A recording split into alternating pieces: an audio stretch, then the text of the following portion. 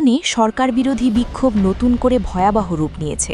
দেশজুড়ে উত্তাল পরিস্থিতির মধ্যেই কার্যত পুরো ইরানকে ইন্টারনেট বিচ্ছিন্ন করে দেওয়া হয়েছে। আন্তর্জাতিক ইন্টারনেট পর্যবেক্ষণ সংস্থাগুলোর তথ্য অনুযায়ী বৃহস্পতিবার বিকেল থেকেই দেশটির অনলাইন সংযোগ প্রায় সম্পূর্ণভাবে অচল হয়ে পড়ে। এই ঘটনার সঙ্গে সঙ্গেই রাজধানী তেহরান সহ একাধিক বড় শহরে শাসন ব্যবস্থার অবসান দাবিতে ব্যাপক বিক্ষোভ শুরু হয়। প্রত্যক্ষদর্শীদের বর্ণনা অনুযায়ী বিভিন্ন এলাকায় হাজার হাজার মানুষ রাস্তায় নেমে আসে। নারী, পুরুষ, তরুণ, বৃদ্ধ সব বয়সের মানুষ এই আন্দোলনে অংশ নিচ্ছেন।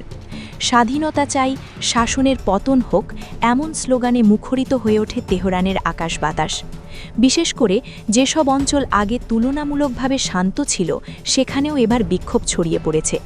তেহরানের পাশাপাশি মাশহাদ, ইস্পাহান, সিরাজ, বন্দর আব্বাস ও কারাজ সহ বহু শহরে বড় জমায়েতের খবর পাওয়া গেছে। সামাজিক যোগাযোগ মাধ্যমে ছড়িয়ে পড়া ভিডিওতে দেখা যায় বিভিন্ন সরকারি ভবন ও রাস্তায় আগুন জ্বলছে, গাড়ি ও ব্যারিকেডে আগুন ধরিয়ে দেওয়া হয়েছে।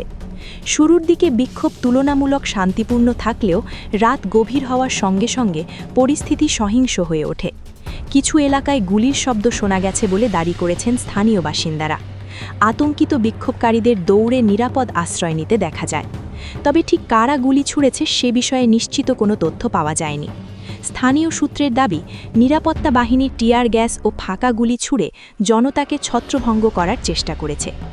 উত্তাল পরিস্থিতির মধ্যেই হঠাৎ করে ইন্টারনেট সংযোগ বন্ধ করে দেওয়া হয়।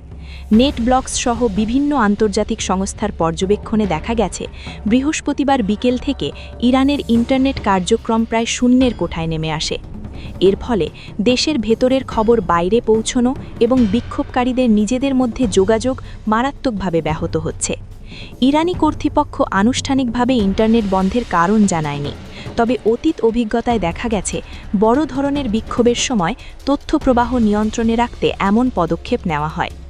মানবাধিকার বিশ্লেষকদের মতে এটি সরকার বিরোধী আন্দোলন দমনের একটি কৌশল। এদিকে ইরানের বিচার বিভাগ ও নিরাপত্তা কর্মকর্তারা বিক্ষোভকারীদের বিরুদ্ধে কঠোর ব্যবস্থা নেওয়ার হুঁশিয়ারি দিয়েছেন। সরকারপন্থী নেতারা দাবি করছেন বিদেশি শক্তির উস্কানিতেই এই অস্থিরতা তৈরি হয়েছে।